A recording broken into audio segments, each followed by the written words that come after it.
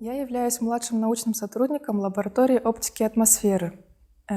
Сейчас я занимаюсь исследованиями внутренних гравитационных волн. Что такое внутренние гравитационные волны?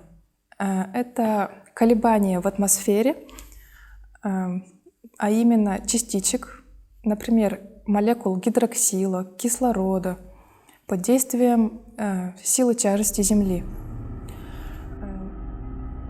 Мы изучаем динамику в атмосфере, потому что это может повлиять на нашу с вами погоду.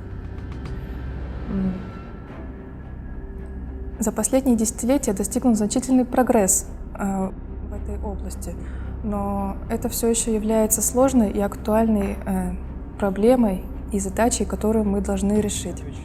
Я являюсь сотрудником лаборатории широких атмосферных ливней Института космофизики. Я работаю примерно год, и мы изучаем, получается, космические лучи сверхвысокой энергии, которые падают к нам на Землю. И при взаимодействии с атмосферой они распадаются на более элементарные частицы и в виде ливня либо каскада падают на Землю. И мы фиксируем эти частицы, получается. Имеет более фундаментальный характер. То есть мы хотим узнать первичную частицу, какая именно частица к нам упала, начиная от протона до атомов железа. Я представляю лабораторию геоинформатики и дистанционного зондирования Земли. У нас небольшая группа, порядка из 6-8 человек. Мы занимаемся исследованиями изменений и процессов в окружающей среде, которые происходят под действием меняющегося климата с помощью спутниковых данных. Вообще, моя тема исследования – это анализ влияния меняющегося климата на лесопожарную обстановку в республике. Тема, конечно, такая привлекательная и очень актуальная. Каждый год проблема стоит достаточно остро, особенно в летний период. Поэтому вопроса с интересом такого большого не было. Всегда хотелось чем-то таким заниматься, значимым. Также нравится работать со спутниковыми данными. То есть это достаточно такой интересный формат, что ли, представления данных, способ сбора информации, который сравнительно недавно появился и получил распространение. Для этого нужно специализированное программное обеспечение, специализированные навыки. И очень интересно получать эти навыки, учиться, обучаться и с помощью потом полученных новых знаний получать новые, соответственно, научные результаты и как-то публиковать, представлять их на конференциях. В Институте космических исследований и аэрономии я работаю в течение полугода. Также я являюсь аспиранткой. То есть еще со времен бакалавра я приходила на практику в этот институт и уже начинала заниматься данной тематикой. Это было немножко мечтой. Когда я окончила 11 класс, мне стало интересно, а что же такое космос, какие явления происходят в космическом пространстве. И случайным образом я узнала, что в Якутске существует Институт космофизических исследований и аэрономии. Я пришла в него и спросила, как мне устроиться, как мне стать сотрудником этого института. Мне сказали, что для начала нужно отучиться, желательно по специальности физика или радиофизика, радиотехника. И поэтому я поступила в физико-технический институт СЛФУ. В общем, мне всегда было интересно. И с каким ускорением, механизм ускорения можем увидеть ядерные взаимодействия при высоких энергиях. Но она является актуальной, потому что наземные ускорители не могут достигнуть больших скоростей. То есть эти коллайдеры, они работают с энергиями до 10-12 электрон-вольт. А сверхвысокие энергии начинаются от 15 степени. То есть, раз больше. То есть получается так. И единственным возможным является именно наземные детекторы ШАЛ могут определить эти частицы. Со школы была склонность, наверное, к точным наукам. Ну, вот, как и многие, наверное, увлекался компьютером, немножко программированием. После окончания школы поступил в физико-технический институт, учился довольно хорошо. Попал в науку, наверное, больше случайно. То есть вот предложили после окончания института попробовать свои силы в науке. И я согласился. Сначала так довольно плохо представлял, что конкретно меня ждет. Познакомился с научным руководителем Соловьевым Владимиром Степановичем, заведующим нашей лаборатории. Ну, со временем втянулся в тематику, то есть теперь уже не представляю свою жизнь вне науки, то есть очень привлекает меня эта деятельность. Да, вот в настоящее время на орбите у нас находится большое количество отечественных и зарубежных спутников, которые непрерывно осуществляют съемку различных спектральных диапазонов подстилающей поверхности Земли. Все эти данные передаются с помощью большой сети наземных станций в какие-то единые центры обработки данных, проходят какую-то первичную обработку, то есть из исходных там сырых данных формируются какие-то уже такие вот, ну, скажем так, полусырые, полуготовые продукты для дальнейшей обработки. Мы эти данные получаем и производим, собственно, ну, вот свою так называемую тематическую обработку, то есть берем из них то, что нас интересует. Ну, вот, например, по пожарам это выгоревшие участки поверхности, то есть на снимках они видны как, ну или в данных они видны как участки с измененными спектральными характеристиками, да? То есть проходит пожар, меняется свойства поверхности, соответственно, она по-разному начинает отражать, поглощать свет, и эти изменения можно увидеть со спутника, соответственно, потом пометить такие поврежденные участки и собрать какую-то статистику за большой период и как-то ее анализировать. Внутренние гравитационные волны фиксируются при помощи камер всего неба. Эти камеры имеют линзу рыбий глаз с углом зрения 180 градусов и инфракрасный фильтр. Именно этот фильтр позволяет фиксировать свечение в ночном небе. Мы получаем как бы фотографии, на которых видно вот какие-то периодические волновые структуры. Удовольствие от чего получает исследователь таких материй? Можно знать,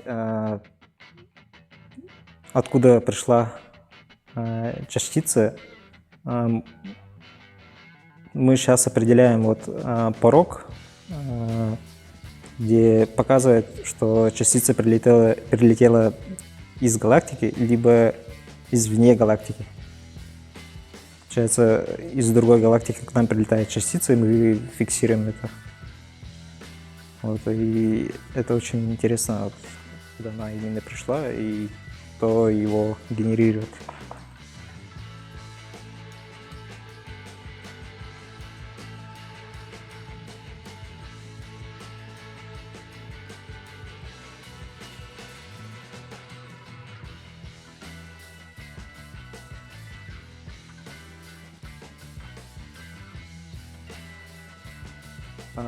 При полете через космос она взаимодействует и распадается очень быстро. Еще влияет длина пробега, взаимодействие с другими ядрами. И к нам приходит до железа, получается. Занимаюсь примерно год. Я начинал с лаборатории теоретиков, потом меня перевели в ШАЛ. И там я определял именно химический состав космических лучей теоретически, то есть через формулу выражал. И на компьютере, получается, моделировал их. Со школьных годов, получается, у меня были предрасположенности к физике и к математике. И я уже примерно определял, какую именно,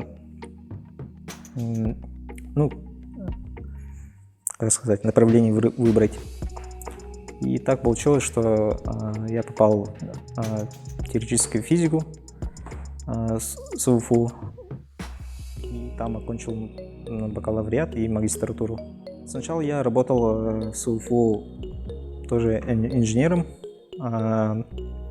И понял то, что это мое. И